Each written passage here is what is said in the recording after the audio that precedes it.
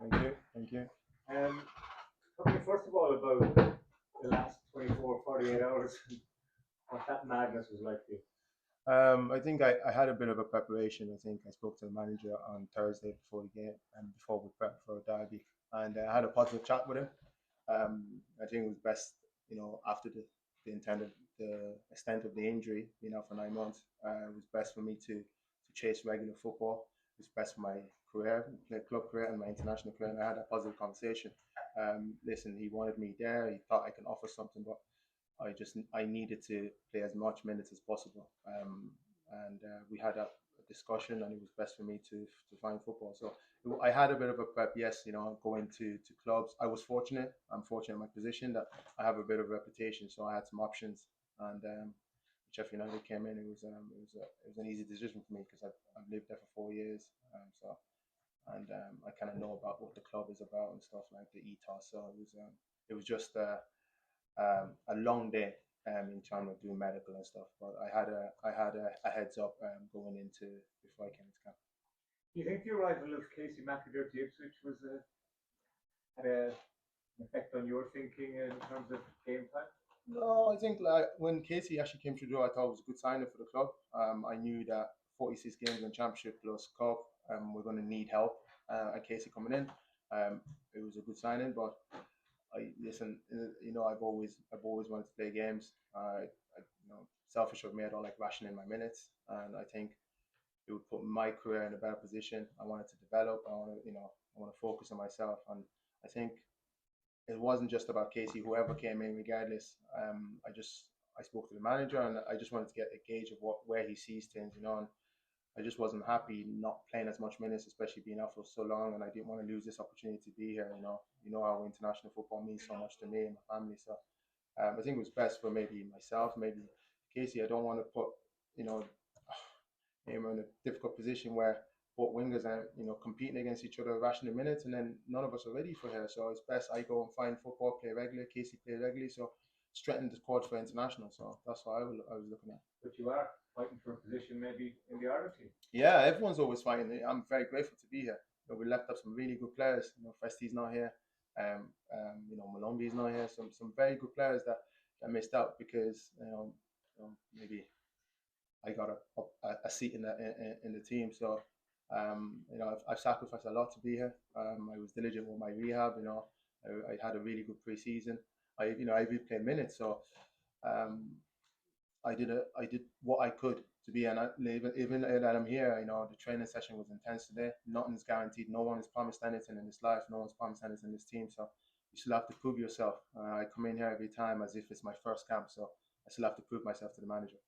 Good to see you back. Thank you.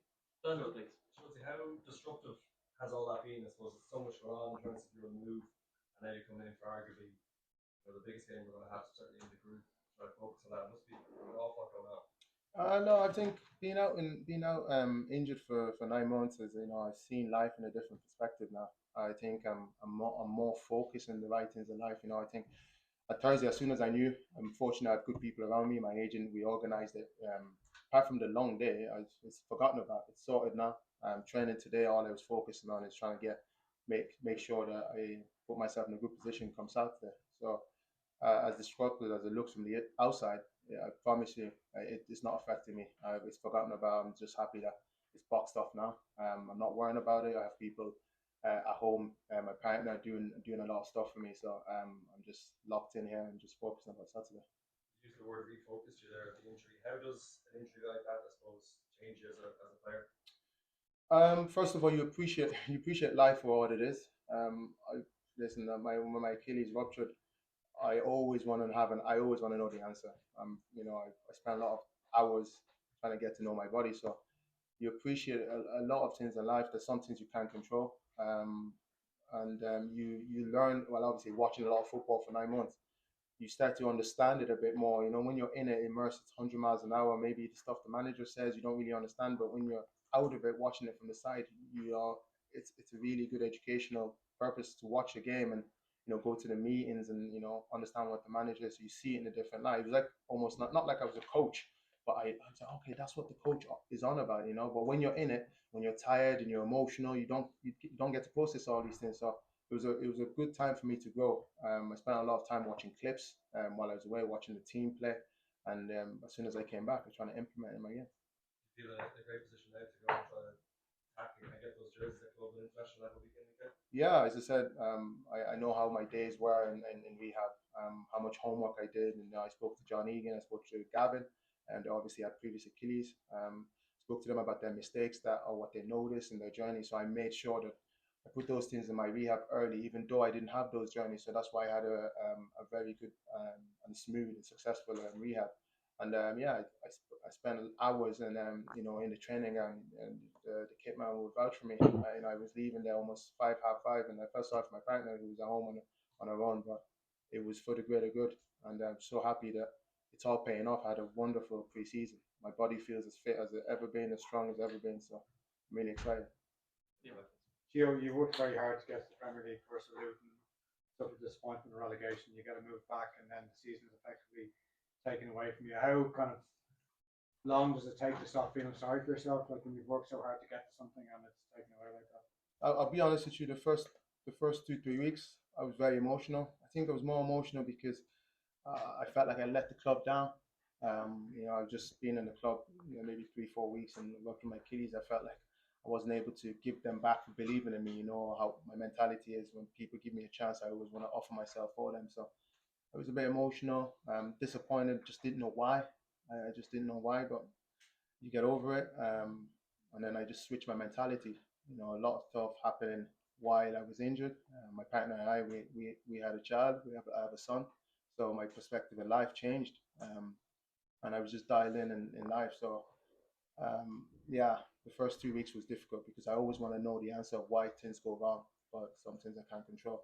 But just getting that rehab, speaking to people, speaking to people that past former footballers, and they gave me the advice that some things you can't control, and I just focus on the stuff I can control. And I was able to, have a better bond with my partner, and be there for the pregnancy, and that probably helped me heal. And I don't know if most of you know, but I spent a lot of time offering myself to the community in Ipswich. And I got to, I became disability ambassador. So I was able to, see life in a different perspective and offer myself. And I learned a lot, knowing what I know now. If I go back 9 months, I would rupture my Achilles again. I'm a lot wiser now. And as I said, spending time in the gym, learning my body, I feel like there's stuff maybe I was underdeveloped in the gym, so I was able to understand all these things. So there's a lot of knowledge that I acquired being injured. Not a lot of footballers would say that they would choose to rupture their Achilles. Yeah. I'm a different type of person now. I don't fear a lot of things in life anymore. I'm grateful for a lot more things. Not like I wasn't before, but the journey that I had was this. It was a unique journey, with a relationship with my partner, relationship with the club, appreciating kids, knowing what we mean to these kids. I had obviously my sister is Down syndrome, so I was able to connect with her as well from learning, going to these community appearances. So it was a massive year for me for development on and off the pitch. And when I'm on the pitch, who cares about a bad training session? When you see these kids, and so a lot of things now, and I train better now because I don't dwell on the past, which when you're young, you want to impress and you want to do a lot of things. Now it's like I feel like I'm more efficient in what I'm doing, So that was a great journey for me. Last short one. Given that you got the Premier League from where you were before, do you feel you can get back up there again? I believe so. I believe listen, there's some things I can't control, but I believe that if I get regular minutes and I play the way I believe I can play, I will put myself in a good position, and I'll put hopefully if my current club can go up, or I can go up with Sheffield United, but I believe it's a good team that I'm in. Sheffield United, we've signed some good players that I think they'll turn things around. When I was there, I had a good feeling about what I was doing, and some things I can't control, but I believe I'm better than I was before, and I'll show it. It'll just be a matter of time. I'll get to my groove, and I'll show it. Hi Chieo, how are you? I was just wondering, you saying you were watching a lot of clips last year when you were injured and things you want to improve on, what you've improved. What specifically do you see yourself improved on? I think as a winger, listen, as wingers, we all want to look good. Some of us, obviously, a lot of us idolize Neymar and these players, but watching clips now, it's all about efficiency. You know, I know sometimes I'll be on the pitch and I don't get enough touches, and I'm saying to the manager, I'm not getting enough touches, and he'll be like, be patient. It's not about how many touches; it's what you do with that touch. So I'm watching clips, I'm watching players, and you realize maybe sometimes you have 2 touches, you have 2 assists. That's more important than having 10 touches. You're in 10 step overs or back heel. But when you're young, you know you want to maybe, and I've learned as well about entertainment and doing my job. Sometimes as a winger, you want to entertain, you want to, but at the end of the day, it's a job. You need to do your job, and you need to win. So all these things now I've separated entertainment and efficiency by watching and understanding. And you sit in with the fans and you understand the frustration of the fans because they're looking to win.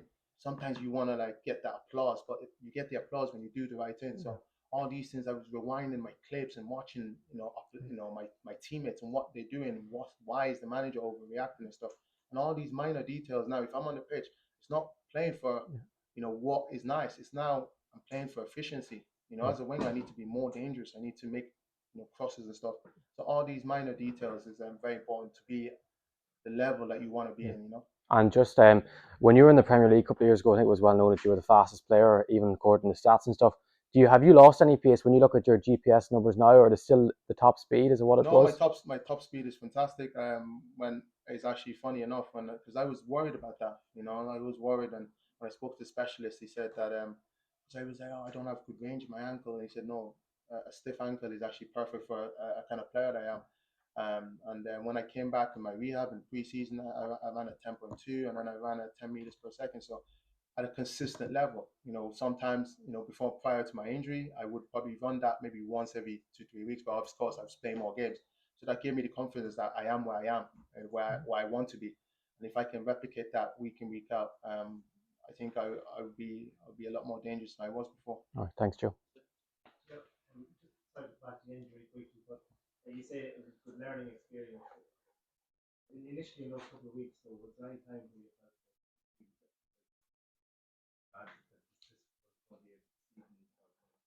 Yeah, I think when I spoke to specialists, he said, "Listen, you said it's going to be a long journey. It's going to be the hardest rehab you're going to have." Obviously, I said to you, the 2-3 weeks, I was very emotional. I was disappointed. Why?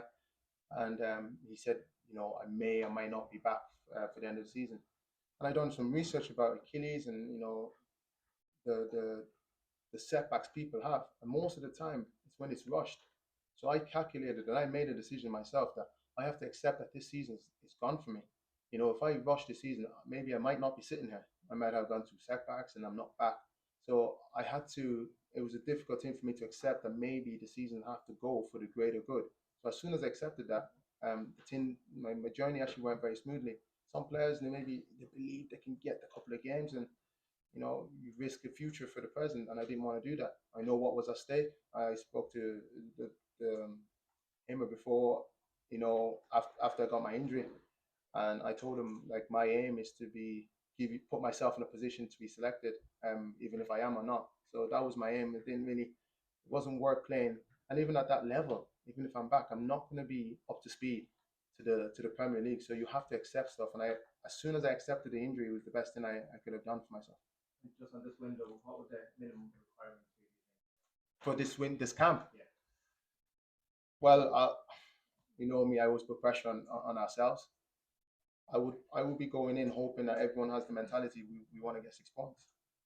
That's the way the manager sees it. That's the way I see it. I'm sure the players see it. You don't want to put yourself under pressure and you're chasing. You have to beat countries like Portugal. I'm putting that pressure on myself. I want us to get 6 points, minimum 4 points.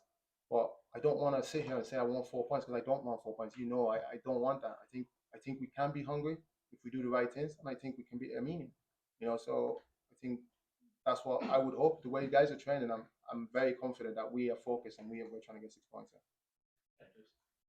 Just funny enough on that note, I was going to ask you. You mentioned earlier about the competition for places in the squad now.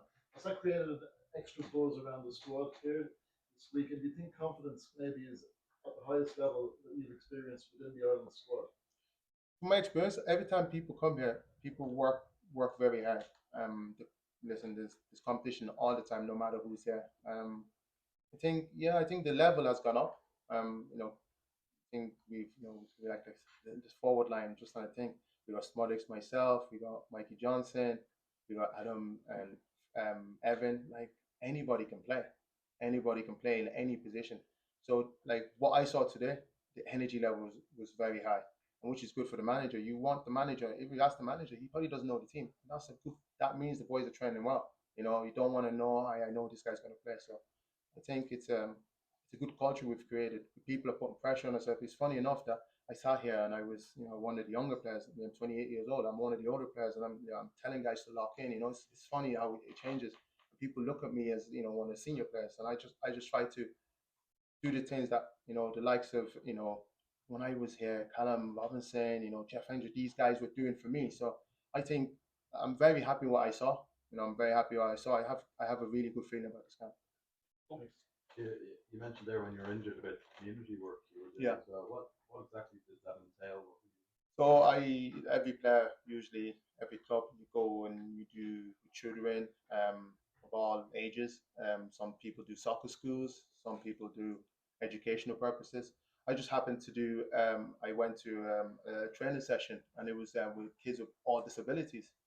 And I went the first time, and I went the second time, and there was kids that I blame myself. I didn't even think they were had a disability. Some things you can't see, and something I can relate to. Growing up with a sister with Down syndrome, so I kept going, and I kept learning, different things, how to communicate and understanding. Because I seen that behavior of my sister. I don't know what that means.